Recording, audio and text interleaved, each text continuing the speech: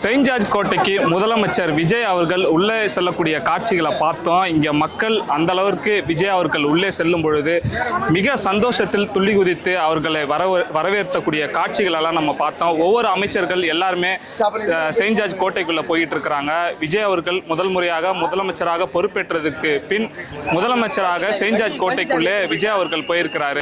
போன ஒரு சந்தோஷத்தின் வெளிப்பாடு தான் இங்கே அவர்களுடைய தொண்டர்கள் எல்லாருமே அந்த அளவுக்கு உற்சாகத்துல துள்ளி குதிச்சு கொண்டுட்டு இருக்கிறாங்க. அந்த காட்சிகளை பார்த்தாலே தெரியுது. செயின்ட் ஜார்ஜ் கோட்டையில் முதலமைச்சர் விஜய் கோட்டையிலிருந்து நேரடி ரிப்போர்ட்.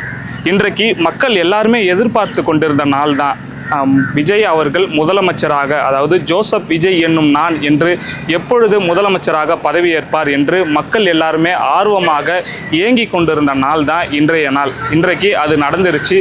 ஜோசப் விஜய் என்னும் நான் என்று பதவியேற்றிருக்கிறாரு. பதவியேற்று இன்றைக்கு செங்கோட்டையில் இருக்கிறாரு. நம்மளும் இங்கேருந்து தான் நம்ம நேரடியாக ரிப்போர்ட் செஞ்சுட்டு இருக்கிறோம். அதாவது பதவியேற்றதற்கு பின்பு எல்லாருமே யோசிச்சுட்டு இருந்தாங்க, முதல் கையெழுத்து என்னவா போட போறாரு, என்னவாக இருக்கும், மக்கள் நலன் இருக்குமான்றதெல்லாம். அந்த மாதிரி இன்றைக்கு கோட்டையில் முதல் கையெழுத்தை விஜய் அவர்கள் போட்டிருக்கிறாரு. முதலமைச்சர் விஜய் அவர்கள் முதல் கையெழுத்தை போட்டிருக்கிறாரு. பல விமர்சனங்கள் இருந்தது, இதெல்லாம் தாண்டி இன்றைக்கு கோட்டைக்கு வந்திருக்கிறாரு. வீட்டை விட்டு வெள்ளவாடா விஜய் அப்படி இப்படின்னு பல விமர்சனங்கள் இருந்தது. எல்லா விமர்சனங்களையும் தாண்டி முதல் தேர்தலில் முதல்வர் ஆகி இன்னைக்கு கோட்டைக்கு வந்திருக்கிறாரு முதலமைச்சர் விஜய் அவர்கள். இங்கேருந்து தான் நம்மளும் பேசிக்கிட்டு இருக்கிறோம். அதாவது பல நடிகர்கள் அரசியலுக்கு வந்தாங்க, அவர்களெல்லாம் முதல்வராக முடிஞ்சதா? ஆனால் முடியல. விஜய் அவர்கள் முதல் தேர்தலிலே முதல்வராகி இருக்கிறாரு. இது மிகப்பெரிய சாதனையாக பார்க்கப்படுகிறது. எம்ஜிஆர் அவர்கள் தமிழகத்தில் ஒரு சிறந்த நடிகராக இருந்தார், சிறந்த முதலமைச்சராகவும் இருந்தார். அதாவது நடிகராக இருந்து முதலமைச்சராக ஆனார். இன்றைக்கு விஜய் அவர்கள் எம்ஜிஆரை விட ஒரு படி முன்னிலை பெற்று இருக்கிறாரு. அந்த இதை தான் நம்ம பார்க்க வேண்டும். ஏன்னா மக்கள் ஆதரவு இன்றைக்கு தமிழகத்தில் அந்த அளவிற்கு விஜய்க்கு இருக்கிறது. காரணம் என்னன்னா, விஜய்க்கு எதிராக ஒவ்வொன்றும் நடந்தது. ஏன்னா நம்ம பார்த்துருப்போம், தேர்தல் நடைபெற்று தேர்தல் முடிவு அப்பவே தனிப்பெரும் கட்சியாக தமிழக வெற்றி கழகம் உருவெடுத்துருச்சு. ஆனால் அவர்களை ஆட்சி அமைக்க அழைக்காம ஆளுநர் ஒரு விரோத போக்க செஞ்சுட்டு இருந்தார். இதெல்லாம் நம்ம பார்த்தோம். அரசியல் கட்சி ஆரம்பித்து தேர்தல் வரைக்கும் ஒரு போராட்டங்களை சந்தித்து தனிப்பெரும் கட்சியாக ஆரம்பித்து முதலமைச்சராக ஆட்சி அமைக்கணும்ன்ற அந்த டைம்லேயும் ஒரு போராட்டங்களை சந்தித்திருந்தார் விஜய் அவர்கள். இந்த மாதிரி எந்த முதலமைச்சர்களுக்கும் நடந்தது கிடையாது. ஒரு ஆளுநரை 4 முறை சந்தித்து ஆட்சி அமைக்க அழைக்கணும்னு சொல்லி கோரிக்கை விடுத்ததெல்லாம் இன்றைக்கு நடந்திருக்கிறது. இதெல்லாம் தாண்டி விஜய் அவர்கள் இங்கே கோட்டையில் அமர்ந்து கொண்டிருக்கிறாரு. மக்கள் நலன் சார்ந்த திட்டங்களை இனி வரும் 5 ஆண்டுகளில் தொடர்ச்சியாக செய்வோம் என்று சொல்லிக்கொண்டு அவர்கள் ஜோசப் விஜய் என்னும் நான் என்று முதலமைச்சராக பதவியேற்றிருக்கிறாரு.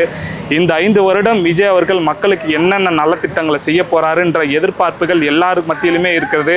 மக்கள் தாவேக்கா தொண்டர்கள் எல்லாருமே என்ன சொல்றாங்கன்னா, நிச்சயமா ஒரு மக்களுக்கான நலன்களை மட்டுமே மேற்கொள்வார். இந்த 5 வருட ஆட்சிகளில் எந்த விதமான அசம்பாவிதங்களும் நடைபெறாது என்கின்ற ஒரு நம்பிக்கையில அவர்கள் இருக்கிறாங்க.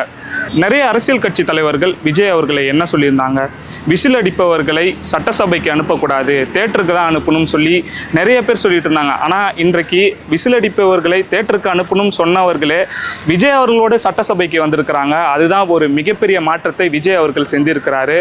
இந்த மாதிரி விஜய் அவர்கள் அரசியல் கட்சி ஆரம்பித்து இன்றைக்கு முதலமைச்சராகி இருக்கும் பொழுது ஒவ்வொன்றும் சந்தித்த எதிர்வினையாக இருக்கட்டும், விமர்சனங்களாக இருக்கட்டும், பல விமர்சனங்கள் குற்றச்சாட்டுகளையும் அவர் எதிர்கொண்டு எல்லாத்தையும் முறியடித்து கொண்டு தான் இன்றைக்கு கோட்டையில் இருந்திருக்கிறாரு. மக்களுக்கான பணிகளை செய்வோம்னு சொல்லியிருக்கிறாங்க. பொறுத்திருந்து பார்ப்போம், இனி வரும் அந்த 5 ஆண்டுகளில் என்னென்ன மாதிரியான திட்டங்களை மக்களுக்கு செய்ய போகிறாரு, மக்களுக்கான தலைவராக விஜய் இருப்பாரா அப்படின்ற கேள்வியும், மக்களுக்கான தலைவராக விஜய் இருப்பார்னு சொல்லி அவர்களுடைய தொண்டர்கள் மக்கள்கள் எல்லாருமே சொல்லி கொண்டு இருக்கிறாங்க. விஜய் அவர்களின் அடுத்தடுத்த நகர்வுகள் என்ன என்பது குறித்து நம்ம தொடர்ச்சியாக நம்ம சேனலில் பதிவு பண்ணிக்கிட்டே இருப்போம். மீண்டும் ஒரு வீடியோவில் சந்திப்போம். மிக்க நன்றி.